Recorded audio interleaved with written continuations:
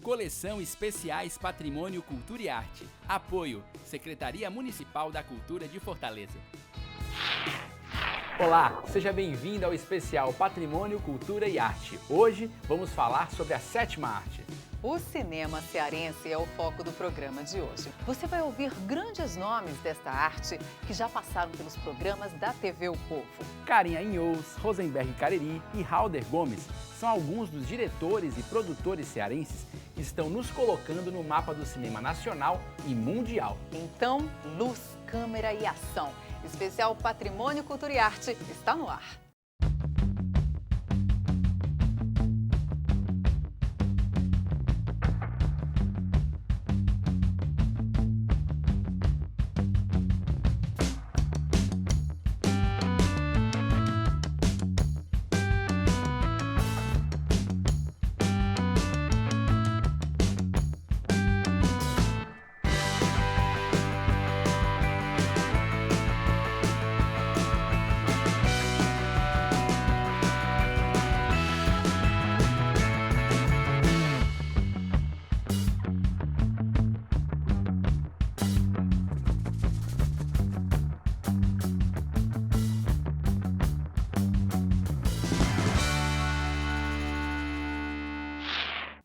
A produção cinematográfica cearense começou em 1924, com o curta-metragem Temporada Maranhense de Futebol no Ceará. O filme foi rodado por Ademar Bezerra Albuquerque, o pioneiro nas realizações cinematográficas no Ceará.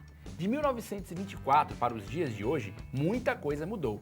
Vieram outras tantas gerações importantes que transformaram linguagens, formaram profissionais e colocaram nosso jeito de fazer cinema na tela. Um desses nomes é o cineasta Rosenberg Cariri, que esteve no programa Coletiva na TV O Povo em março de 2008. Vamos então viajar no tempo e ouvir um dos mais reconhecidos homens do cinema cearense.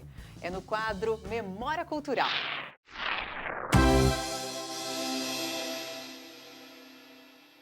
Antônio Rosenberg de Moura nasceu em 1953 na cidade de Farias Brito, na região do Cariri. Foi de lá que o filho de Dona Anita e de seu Zé Moura adotou o nome artístico de Rosenberg Cariri. Em 1986, fez sua estreia como cineasta com o documentário de longa-metragem A Irmandade da Santa Cruz do Deserto, relatando um episódio de resistência camponesa. Logo em seguida, Rosenberg foi produtor e redator de mais de 50 programas televisivos sobre a cultura, arte e história do Nordeste.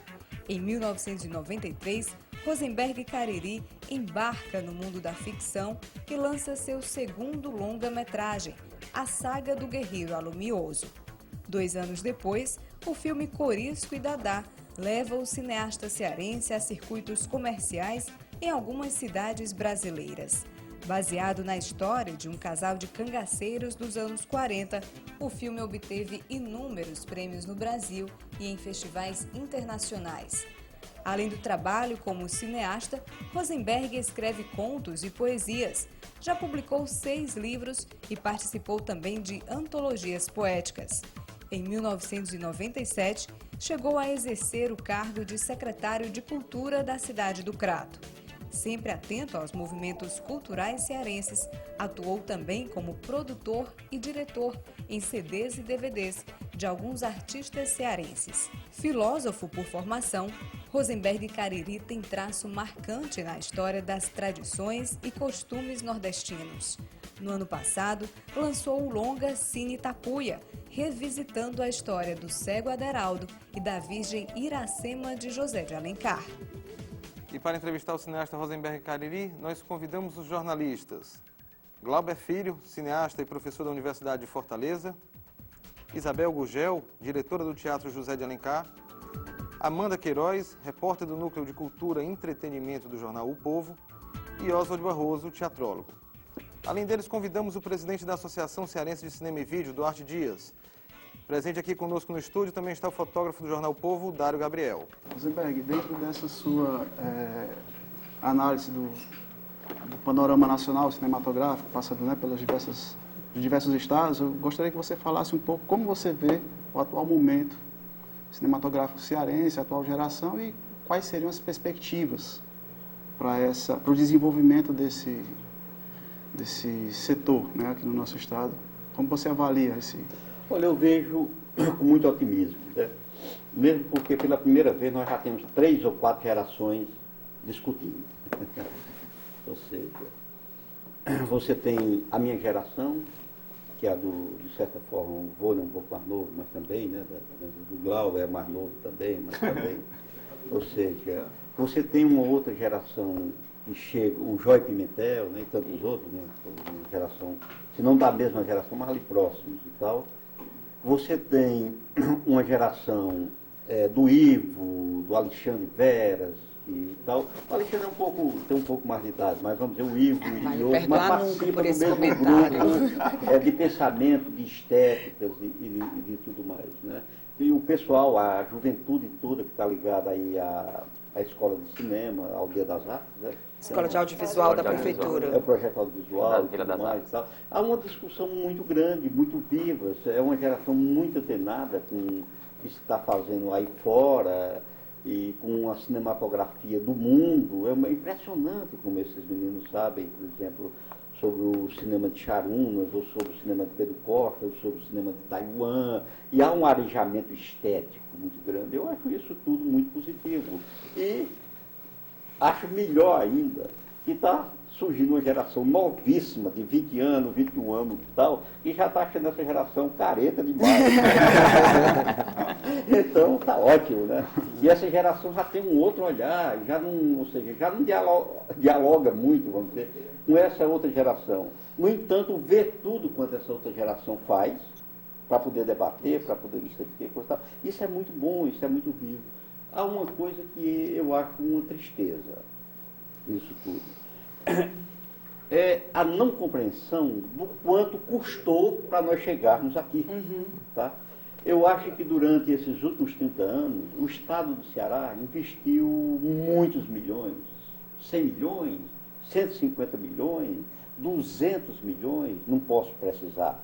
Desde que foi pensado o Ceará como um grande polo produtor de cinema e tal, desde que a Violeta Rai chegou e arejou, abriu, vamos dizer, os portos do Ceará para o pensamento internacional, para os grandes encontros intelectuais, desde que o Ceará chegou, o Paulo Linhares também deu uma arejada grande, o Orlando Senna e o Capovilla chegou também trazendo tantos nomes importantes de toda a América Latina, de todo. Então, o Ceará, o Fortaleza, transformou-se numa coisa cosmopolita, linkada ao mundo, tudo isso custou muito dinheiro, porque havia na época uma compreensão que essa produção de bens simbólicos, no caso do audiovisual, iria levar o Ceará a uma grande transformação, que seria muito importante na visibilidade que se daria ao Estado em todo o mundo, né?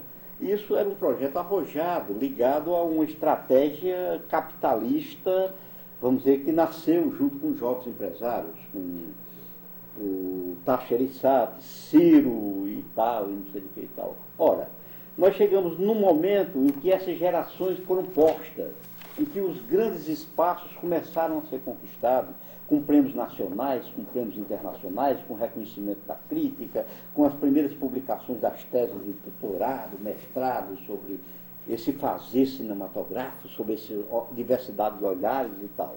No momento em que você tem 3 gerações, ou 4 gerações, fazendo audiovisual, lutando não sei de que coisa e tal, é um momento em que há o enfraquecimento de uma política pública, vamos dizer assim, para o setor do audiovisual. Não é? Eu acho que atualmente, nós temos na Secretaria de Cultura uma pessoa, um grande intelectual cearense, uma pessoa de ampla compreensão da cultura cearense, que é o Alto Filho. Tá? Temos também um governador que me parece bastante arejado e que tem vontade que as coisas aconteçam e se transformem. Né? No entanto, há um diálogo, que eu diria, rompido, que precisa urgentemente, né, ser religado, ser posto em prática. Ou seja, o audiovisual cearense precisa novamente voltar a ter a sua grande importância, mesmo porque eu diria que na cultura cearense o que acontece de mais importante nesse momento. E eu diria mais ainda do que no nosso tempo, né, há 10 anos atrás, há 20 anos atrás, é a produção do audiovisual. Rosenberg. Né? Então, daí a importância não só da continuidade das políticas públicas na área do audiovisual, dos editais e tal, mas eu diria mais, da ampliação, vamos dizer, desses editais e dessa política.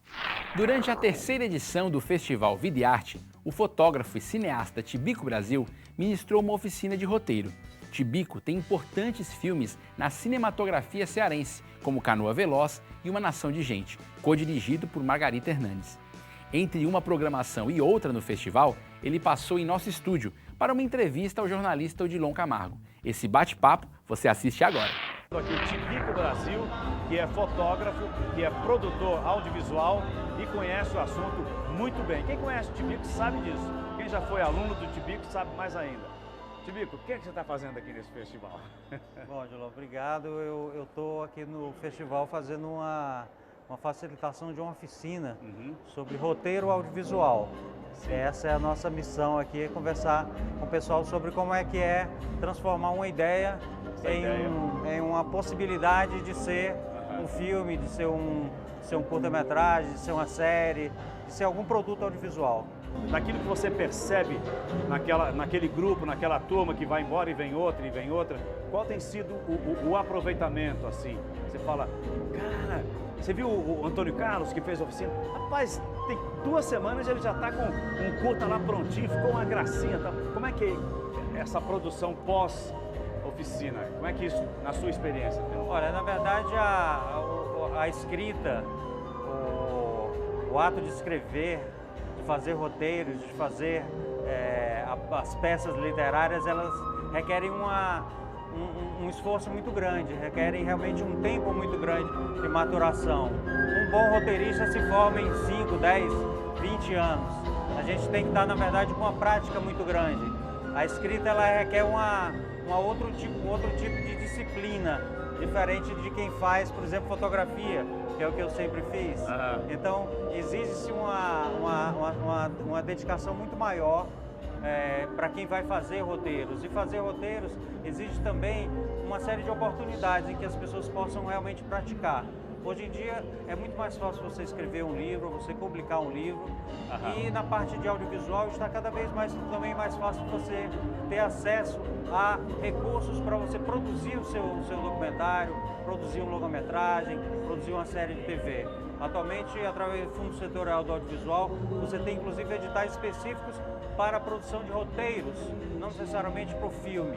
Então isso tem incentivado muitas pessoas a realmente se lançarem à carreira de roteiristas. Mas respondendo a sua pergunta, não é fácil, não é de uma hora para outra, mas é possível sim que a gente possa descobrir talentos logo de início, pessoas que têm mais facilidade de escrever uma história, de contar uma história utilizando a narrativa audiovisual, que é bem diferente. Já é praticamente folclórico, e agora a gente entra num campo assim, já até para fechar a nossa conversa aqui, a gente entra num campo histórico da competição da indústria do entretenimento, país desenvolvido, país subdesenvolvido, eu digo, país explorador, país explorado, e por aí vai. O cinema norte-americano é o cinema mundial, é muita história que teríamos várias horas de programa para falar sobre isso. Você acredita que no Brasil de hoje, com essa informação que você acaba de passar, confirmando para muita gente, esses editais, esses incentivos de leis, e para que alguém consiga não só ter a ideia, fazer um roteiro, mas colocar em prática, realizar, o Brasil pode ter esperanças já avançou muito, desde o início lá do Cine Ceará, que eu me lembro de ter acompanhado, participado, e isso não só no Ceará, mas no Brasil todo. Há uma esperança de que poderemos ter no bom sentido, uma indústria cinematográfica, de audiovisual, de pequenas peças, de médias, curtas, longas metragens, ficção, documentário, para dizer o que realmente esse país é? Eu acho que isso já é uma realidade. Nós já temos com o nível de produção, com o volume de produção audiovisual no Brasil muito significativo. A quantidade de recursos de recursos, principalmente do Fundo Setorial do Audiovisual, injetados cerca de 1 milhão de recursos, mais de 1 bilhão de recursos por ano, tem trazido realmente uma força muito grande para essa cadeia produtiva. E a produção de bons roteiros também está acompanhando esse momento da produção. Nós temos atualmente uma série de excelentes projetos de filmes premiados, de filmes que estão conseguindo inclusive inserção internacional, e esse tipo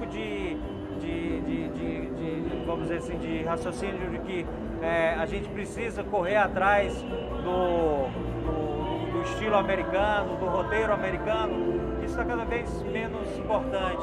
As cinematografias de vários países já provaram que isso é possível, desde os iranianos, passando pelos chineses, os italianos lá no início, e a gente tem hoje em dia uma série de bons filmes produzidos, filmados, roteirizados por sul-americanos, o cinema argentino, o cinema mexicano, é uma maravilha. E a gente tem uma possibilidade muito grande, não só no Brasil, mas principalmente no Nordeste, de ter um mercado muito interessante. A gente tem uma riqueza cultural fantástica, a gente tem histórias fantásticas, personagens melhores impossíveis, e só falta a gente ter um pouco mais de apoio para poder realmente colocar isso no papel e fazer excelentes filmes, como já foram feitos de centenas no Brasil, principalmente no Nordeste. Eu vou te confessar uma coisa, também que não tem ninguém aqui ouvindo a gente, eu fiz a pergunta errada de propósito. Sabe o que é que está faltando? Como diria Capistrano de Abreu, no seu artigo único de uma Constituição sonhada por ele, está faltando vergonha na cara, porque nós temos redes de televisão no Brasil que deveriam, desde o início, estar com espaço completamente abertos para o cinema, para o audiovisual de todos os gêneros abertos do Brasil, mas da América Latina toda, da África toda, da Ásia todinha. Porque eu citei United States of America, porque eles mandam no mundo, colonizaram o mundo pelo cinema norte-americano, sabem fazer muito bem, são os maiores marqueteiros que a gente já viu na história da civilização, mas é necessário isso aí que você está falando. Cadê quando eu sempre questionei os radialistas, falavam, vocês só tocam música estrangeira? Não, estrangeira dizendo norte-americana. Aí, não, a gente toca música brasileira também. Sim, das 6 às 7 da manhã. E o resto da programação é música norte-americana. Vocês tocam música da África? Não. Da América Latina? Não. Da Rússia? Não. Da China? Do Japão? Enfim, essa metáfora essa coisa tem que ser... Mas falando novamente sobre o cinema americano, eu acho que um exemplo muito interessante aconteceu recentemente justamente com o Cine Hollywood. O filme do Halder, que foi um grande sucesso. Sim. E foi justamente na contramão, usando o vocabulário e mostrando, na verdade, a cultura cearense. E não a cultura nordestina, mas numa piada, numa grande sacanagem, numa grande curtição com esse império norte-americano.